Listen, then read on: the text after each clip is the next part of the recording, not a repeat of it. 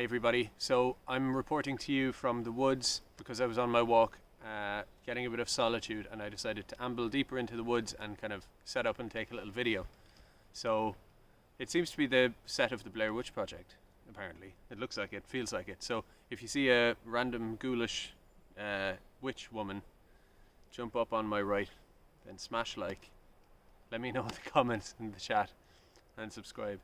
But really though, what I want to talk about, before it gets too dark here, is this case of Oona McGurk, who spoke at the Time for Change demo in Dublin at the weekend against like lockdowns and masks and stuff. I put up videos about that, I'm sure you basically all know. But just by the way, I'd never heard of her before, the demo and the aftermath. I no disrespect or anything, I just didn't know who she was. She's probably a private person, maybe for the most part. I don't know. Anyway, that's the point. I really don't know this person. But she spoke about masks and lockdown, which again isn't really my cup of tea. I'm not a strident anti-lockdown, anti-masker, although I'm starting to move in that direction a little bit. But she spoke at the rally and she talked about masks and lockdowns and laws and regulations and how the state are, incorrectly applying rules based on incorrect data about the virus, etc. I don't want to say blah blah blah because, in fairness to what she was saying, it seemed pretty sensible, coherent. She doesn't seem too crazy. Anyway, how do I put this politely? I don't want to say I don't care about her. Fair play to her, but I don't know her. She, whatever. The issue is how she's being persecuted by the state at the moment, and it's very stark because she is I have some stuff written on my hand here, so yes, I will cheat. She's on the IPAT, so just for whatever that acronym is, International Protection Appeals Tribunal. It's for asylum seekers who are appealing their application for asylum, and I don't know, maybe it's one of these tribunals you go to for them to deliberate on whether you are legitimate or illegitimate, whether you get to stay here, or whether you get sent home if you're not deemed to be legitimate asylum seeker, etc. And she's on that board. She just happens to be one of her jobs. I think she's a barrister, so she's on that tribunal. And the state has mobilized to basically take a scalp from the protest at the weekend via her. It's kind of like the John Connors thing. It's a little bit like that. It's like, oh yes, we're going to get her, we're going to deprive her, strip her of a job or whatever to send out a message, blah blah blah. I often say I think that is actually a losing strategy on their behalf. I said years ago in a little blog post I wrote that purges don't really work. Up to a point they might work, but I might get into why I don't think that is a good strategy for them in a while. But yeah, it's interesting how it unfolded because you have some of these NGO Stasi kind of sleuths whose job is basically the state's eyes and ears into various strands of radical politics and dissident politics and how they might form together and align with each other. These guys are paid to all day long watch that stuff and analyze that stuff. And I know it's getting dark, so apologies. But they're paid to do that. And these guys started this little, I suppose you could call it almost conspiracy theory, that because she had spoken on Time for Change at that rally, somehow that was associated with far right. I know they call me far right, so I don't exactly recognize the term or whatever, but that's what some of them call me. And I'm going, so who's the far right? If it's not, so I can't see who it is, so you must, I don't know, are you talking about me? And if you're talking about me, that's a nonsense term, of course. I'm a centrist, moderate. But, regardless, even if it were true, even if I were that, I was just there, I just went to see it. I don't even strongly agree, let's say, with the sentiment there. It's not really my thing necessarily. I was just there. So were some other people, all that. And apparently based on that, but also based on her opinions to do with masks and lockdowns and stuff. This is other stuff. This is tinfoil hat. And it wasn't. She genuinely, I'm constantly giving out about tinfoil hats. Like people who have no objective grounds for reasoning. You can't liaise with that person on what actually constitutes something being true or not. I'm always giving out about that because it's so tiring. This person, from what I can tell, is not like some nutter, These were legitimate points, the kind of points Dolores Cahill makes, and others. So it's that, if you are saying, like, for example, I think she was caught describing the pandemic as a fake pandemic. She was probably speaking loosely that it's fake, maybe not saying that the virus itself is a fake thing, but the idea of a mass pandemic, global shutdown, that the pandemic, it warrants that kind of, the idea that it's a pandemic warranting that kind of response, she was, I guess, saying is kind of like a fake, it's like a fake hysteria, it's like saying, if you say something's a fake hysteria, you're not saying the original issue didn't happen, you're saying the hysteria on this thing is fake. This was a fake pandemic, Anyway, people are entitled to say what they want, even if it was a bit spurious, come on. But what they're trying to say is that her appearance at that rally that apparently was far right.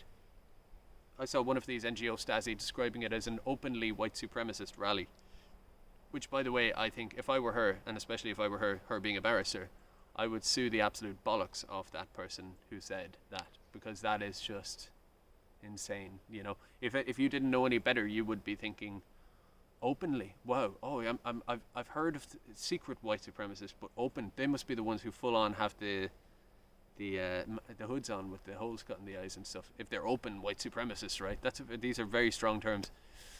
And obviously there was I was in the presence of all sorts of people. There were Asian, ethnically Asian people. There was a couple of people from different Asian, black, this, that, the other, everything. I saw a few people of different ethnicities hanging around there. Now, they looked pretty content and participatory for a white supremacist, an openly white supremacist demonstration. There was no mention of white. There was no mention of foreign. There was no mention of white or black, or there was no mention of anything even tangentially related to that. The demonstration was all about lockdowns and masks and stuff. Again, I apologize for it getting dark. You can enjoy my dulcet tones and not my my visage there. You're not going to see me so well as it gets dark. But yeah, it had nothing to do with that. And again, I'm I don't like this thing where you go, oh no, there were no nationalists there. I wasn't even there. It's like, no, if there were people there who are nationalists and want to stop a lot of immigration and that's fine. But the point is just that it wasn't even that. That wasn't the case. It was about the pandemic. I mean, that's all. And that's the story, basically. It is what it is. And I'm kind of trying to figure out which part I'm at. Okay, so it went from NGOs. They started this whole hysteria, basically, and within 24 hours, a little bit longer, 2 days maybe, you have Micheál Martin, the Taoiseach, is coming out and saying, I don't think this woman Oona McGurk is compatible with her role on IPAT. You have the Helen McEntee, the Minister for Justice, saying she wants the tribunal or whatever to immediately investigate whether her role conflicts with her appearance at that demonstration. And you have Roderick O'Gorman, the Minister for Children, saying the same, and all these media outlets and all that. And I'm going, listen, if there were people there who are nationalist, let's dispense with words like all this crazy words. What they're talking about is nationalists, people who want to lower immigration and reaffirm some Irish identity and stuff, normal stuff like that. But it wasn't dominated by that anyway. It was about lockdown and masks and stuff, right? So even if it were, it shouldn't be a huge deal. Then it wasn't, so it especially shouldn't be a huge deal. And then also, she's just on this tribunal that has nothing to do with the demonstration she attended. It's all a big, massive storm in a teacup, and it tells you a lot about the state that the Taoiseach is talking about this, right? The Taoiseach now is meant to be, he's the Prime Minister of the country for any Anglos watching. It doesn't make sense for the leader of a country to get, things are meant to be filtered out as they go up to the Taoiseach, the leader. It must be only the really important stuff you get them to comment on, right? For example, in the last few months, we've had dozens of homeless people die from despair on the street.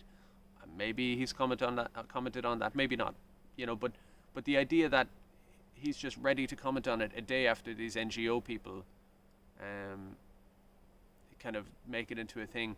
And all of the journalists, all of the parties, Sinn Féin, the Greens, all of them activate to be like, oh, this is a major scandal. And you're going, it's not really. She got up and talked about masks and lockdown, and there were thousands and thousands of people at the demo. So you can't say so and so and so and so are in attendance, which makes her illegitimate, even though it shouldn't anyway. But it makes no sense, and yet this is what it is. This is what happens when you speak against the state in any way. And what they really want to do is purge, or it's not so much purge, they want to purge the individual, but they also want to break solidarity. So, for example, someone like me, here's the idea, like, I don't mean to be egotistical, I know I'm not that important, I'll just use myself as a figurative example.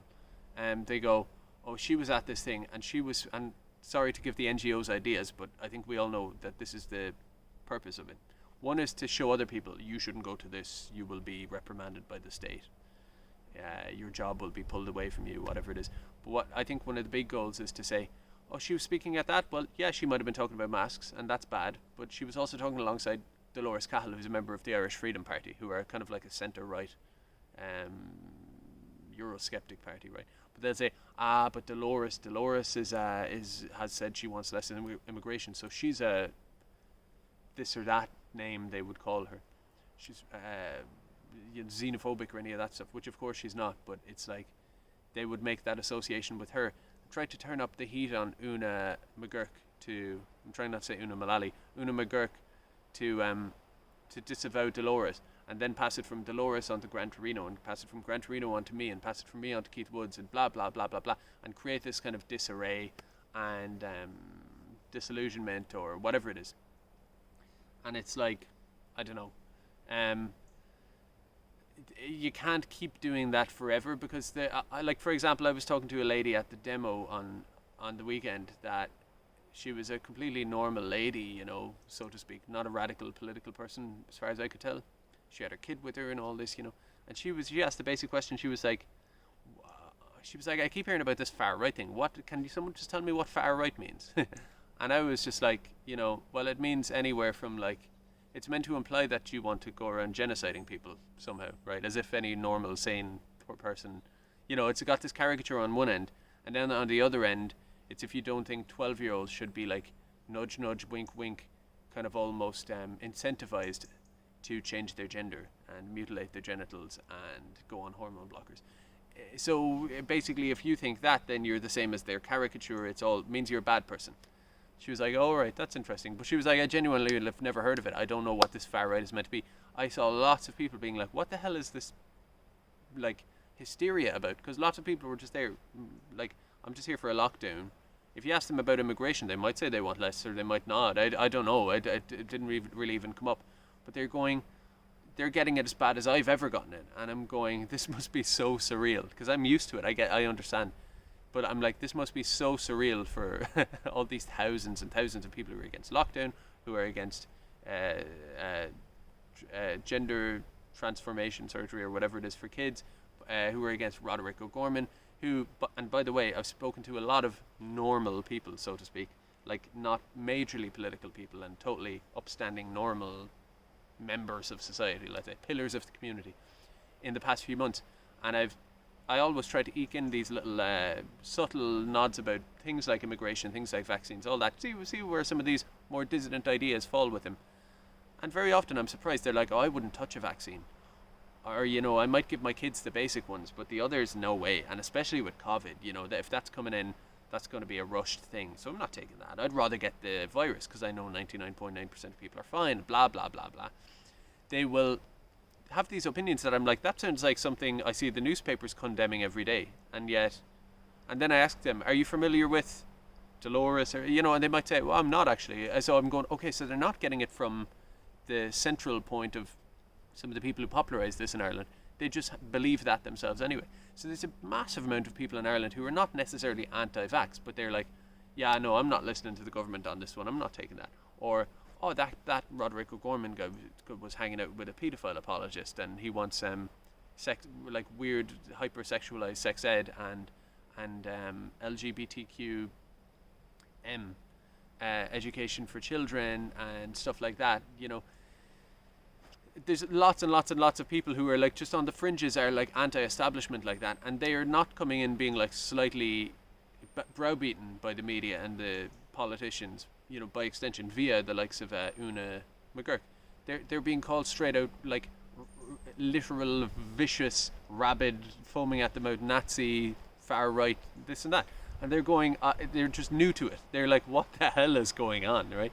And that's when that happens among thousands and thousands of people, and thousands more, and thousands more, and then you get these people being kind of hung out to dry a little bit, like John Connors and Oona McGurk. It's bad in its own way. Yes, they do take a little bit of a, we do take a bit of a knock from that, but Ireland is a small country of less than 5 million, probably about 4 million actual Irish kind of people, right? Or 4.5, something like that, or maybe less. I don't know, but like it's a small country of 4 odd million people, really. And you know, it doesn't take long for people to get the gist of what's happening here. Not just because they're all on Twitter all day and stuff. I mean, it's a small enough country that you do an Oona McGurk, you do this, you do that. Every rally, if they have to start taking scalps in this completely irrational and insane way, and revealing their hand as a kind of a unified state between NGOs and media and politicians, then it's a small enough country that there's enough people will personally know Oona McGurk. There's enough people who will personally know so and so other, and they're all decent people who, up until now, for example, Oona was a model citizen, right? Who had, you know, an esteemed barrister, right? And yet this is being done, and it just doesn't make sense. It doesn't add up. There's enough people will know all these people that it starts to spread and starts to spread and starts to spread. And this state, as it becomes more paranoid, which is what it's a paranoid state that's upping the purges and you will not work under this system type of vibe. You'll never work in this town again, whether it's a barrister or McDonald's. You have no place. This person has no place serving on the iPad. Whatever. This person has no business serving burgers in McDonald's. We don't know, will they poison people they don't like, or, you know, these lurid lies, right? So it's like it's like they're trying to totally purge anyone who has any involvement in anything that isn't full on, you know, like your Twitter bio has to be LGBT flag plus him, or her, she, or whatever, right? And then it has to say wear a mask, and then it has to, like, you have to be a complete signaler, regime signaler, climber, or if you're anything else, if you even, I saw one of them was like trying to use the fact that Oona McGurk had shared a journal article about the Roderick O'Gorman scandal as a reason why she was bad. And I'm going, that journal was, or that article was probably shared tens of thousands of times all over the country. It was normal, right? By definition, it wasn't extreme because it was a big story. So I don't know. It does feel to me like an increasingly paranoid and hard, or, you know, is it hard-handed? Is that the word? Yeah, kind of regime. And I think, I don't want to say it's a good thing, but I think it's teaching people a lesson quickly that you're either on board or you're not with everything. Just because she said some stuff against masks and she questioned the statistics on COVID and she was there, and they deem it not to be a state-sanctioned protest. Because if you're at an LGBT march, if you're at a climate change thing, like a UN-sponsored climate change protest, you know, that's a state-sanctioned thing. But if you're at one that has no NGO involvement, state-funded, has no, like, tacit media support, you know, is outside of that allowed sector, or that kind of permissible sector, then you are immediately not just like, oh, you're a bit, it's like you're full on Nazi and you can't have a job, you can't live. You know, it's like, that's too extreme. They probably should allow a little bit, but then that wouldn't work for them either. So I don't know, I'm generally hopeful about it. I'll just check my notes. They'll be like, these are his prison tattoos, these are his far right prison tattoos now, or something. These are notes. So the Taoiseach ones are gone. The Peter Tatchell thing, it struck me, like, when Roderick O'Gorman was associated with this paedophile apologist, and there were several links there, and, you know, it was very weird. No one said that puts his ability to objectively carry out his role as Minister for Children into question, and therefore he must resign, because, you know, there is either a kind of he's either ideologically, or it's either that he has some kind of bias there, or at least the appearance of bias is too strong and he should just step aside to, you know, keep it on the up and up. But no, they completely flipped that. No. Leave Roderick where he is. That's a conspiracy theory. He's perfectly fine. And that was a paedophile apologist now.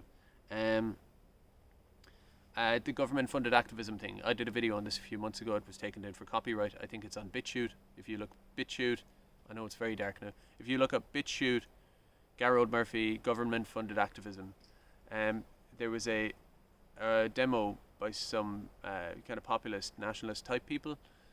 A lot of the same people who might have been there at the weekend at the Time for Change protest, they were protesting the potential introduction of hate speech laws, i.e. anti-free speech, i.e. government censorship, speech code laws.